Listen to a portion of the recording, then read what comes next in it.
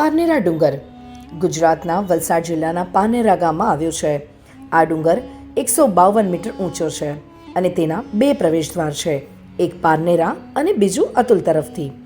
ઇતિહાસમાં અહીં 15મી સદીમાં એક હિન્દુ રાજાએ કિલ્લો બનાવ્યો હતો. સુલતાન મોહમ્મદ શાહ બેગડાએ 15મી સદીના અંતમાં તેને જીતી લીધો. 16મી સદીમાં પોર્ટુગીઝ લોકોએ 1558 અને 1568માં કિલ્લો કબજે કર્યો અને તેનો નાશ કર્યો.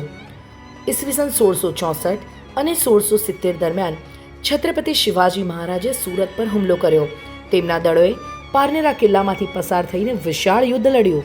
કથા મુજબ છત્રપતિ શિવાજી મહારાજ પોતાના ઘોડા સાથે છુપાયેલા માર્ગ પરથી કૂદીને બચી ગયા. 1696માં મરાઠા સેનાપતિ મોરો પંડિતે કિલ્લાનો કબજો મેળવ્યો. 1780માં ગાયકવાડના હાથમાં કિલ્લો ગયો. ત્યારબાદ પેશવા બાલાજી બાજીરાવ ત્રીજાએ હુમલો કર્યો. 1780માં અંગ્રેજોએ કિલ્લો કબજે લીધો અને 1857ના બળવા દરમિયાન તેને તોડી નાખ્યો. આજે આ કિલ્લાના અવશેષો, 3 તોપો અને પ્રાચીન મંદિરો શ્રી મહાકાળી માતા, શ્રી ચંડિકા માતા, શ્રી અંબિકા માતા, શ્રી નવદુર્ગા માતા, શ્રી શીતળા માતા અને શ્રી હનુમાનજીના મંદિરો હજુ પણ અસ્તિત્વમાં છે.